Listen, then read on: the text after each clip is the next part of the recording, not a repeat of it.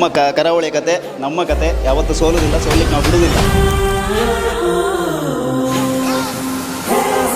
ಮತ್ತೊಂದು national award Rishabh ಶೆಟ್ಟಿಗೆ confirm ಆಗಿ ಸಿಗುತ್ತೆ.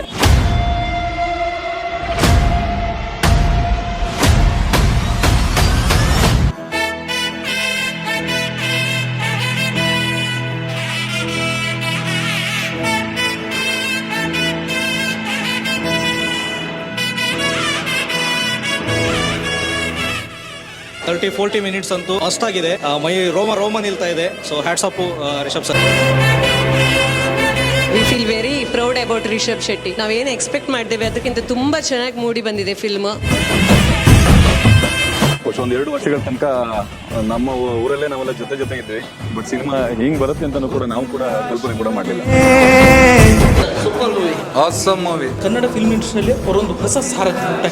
ಶಿಕ್ಷೆಗೂ ಮೀರಿ ಚೆನ್ನಾಗಿದೆ ಮೂವಿ ಮಾತ್ರ ನೆಕ್ಸ್ಟ್ ಲೆವೆಲ್. ಈಶ್ವರ ದೇವ್ರು ಇಲ್ಲಿಗೆ ಬಂದಿದ್ರ? ಇಲ್ಲಿಗೆ ಬಂದದ್ ಮಾತ್ರ ಅಲ್ಲ, ಇಲ್ಲೇ ನೆಲೆಸಿದ್ರು. ಈಗ ಸಹ ಇದ್ದಾರಾ?